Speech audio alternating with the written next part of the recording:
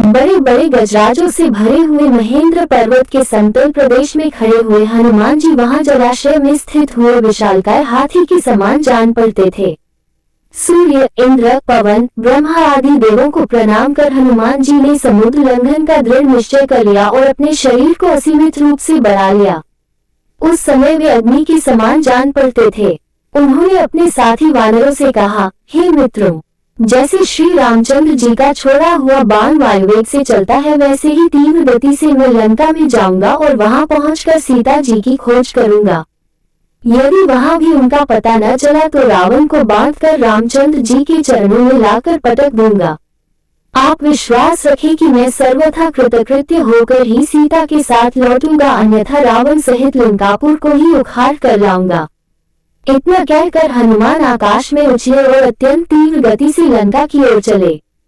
उनके उड़ते ही उनके झटके से साल आदि अनेक वृक्ष पृथ्वी से उखड़ गए और वे भी उनके साथ उड़ने लगे। फिर थोड़ी दूर तक उड़ने के पश्चात वे वृक्ष एक एक करके समुद्र में गिरने लगे। वृक्षों से पृथक होकर सागर में गिरने वाले नाना प्रकार के पुष्प ऐसे प्रतीत हो रहे थे मानो शरद ऋतु के नक्षत्र जल की लहरों के साथ अटखेलियां कर रहे हों। तीव्र गति से उड़ते हुए महाकपि पवनसुत ऐसे प्रतीत हो रहे थे जैसे कि वे महासागर एवं अनंत आकाश का आचमन करते हुए उड़े जा रहे हैं। तेज से जाज्वल्यमान उनके नेत्र हिमालय पर्वत पर लगे हुए दो दावानलों का भ्रम उत्पन्न करते थे। कुछ दर्शकों को ऐसा लग रहा था कि आकाश में तेजस्वी सूर्य और चंद्र दोनों एक साथ जलनिधि को प्रकाशित कर रहे हों। उनका लाल कटी प्रदेश पर्वत के वक्षस्थल पर किसी गेरू के खान का भ्रम पैदा कर रहा था। हनुमान के बगल से जो तेज आंधी भारी स्वर करती हुई निकली थी वो घनघोर वर्षाकाल की मेघों की गर्जना सी प्रतीत होती थी। आकाश में उड़ते हुए उनके विशाल शरीर का प्रतिबिंब समुद्र पर पड़ता था तो वह उसकी लहरों के साथ मिलकर ऐसा भ्रम उत्पन्न करता था जैसे सागर के वक्ष पर कोई नौक तैरती चली जा रही हो। इस प्रकार हनुमान निरंतर आकाश मार्ग से लंका की ओर बढ़े जा रहे थे।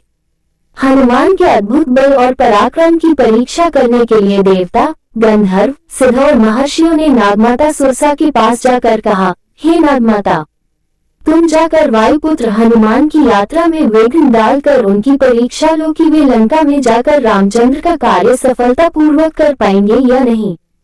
ऋषियों के मन को समझकर सुरसा विशालकाय राक्षसनी का रूप धारण करके समुद्र के मध्य में जाकर खड़ी हो गई और उसने अपने रूप को अत्यंत विकृत बना लिया। हनुमान को अपने सम्मुख पाकर वह बोली, आज मैं तुम्हें अपना आहार बनाकर अपनी क्षुधा को शांत करूंगी। मैं चाहती हूँ तुम स्वयं मेरे मुख में प्रवेश करो ताकि मुझे तुम्हें खाने के लिए प्रयत्न न करना पड़े।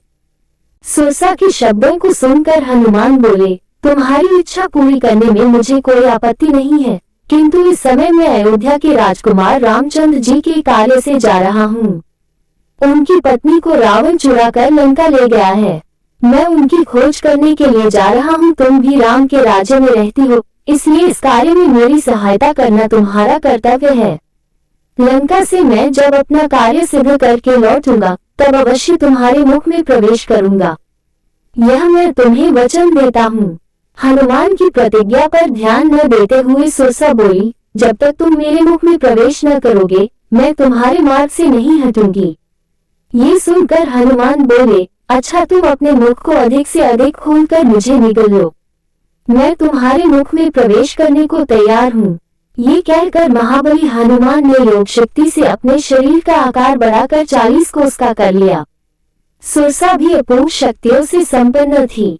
उसने तत्काल अपना मुख 80 कोस तक फैला लिया। हनुमान ने अपना शरीर एक अंगूठी के समान छोटा कर लिया और तत्काल उसके मुख में घुसकर बाहर निकल आए। फिर बोले, अच्छा सुरसा, तुम्हारी इच्छा पूरी हुई, अब मैं जाता हूँ। प्रणाम। इतना कहकर हनुमान आकाश में उड़ गए।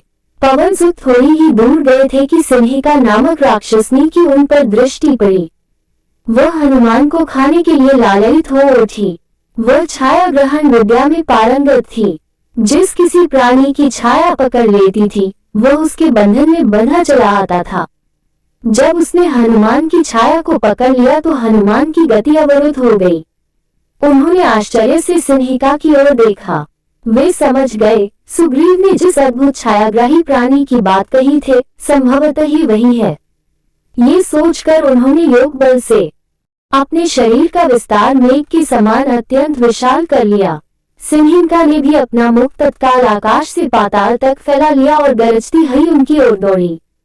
ये देखकर हनुमान अत्यंत लघु रूप धारण करके उसके मुख में जा गिरे और अपने तीक्ष्ण नाखूनों से उसके मर्मस्थलों को फाड़ डाला। इसके पश्चात बड़ी फुर्ती से बाहर निकलकर आकाश की ओर उड़ चले। राक्षसनी क्षत विक्षत होकर समुद्र में गिर पड़ी और मर गई।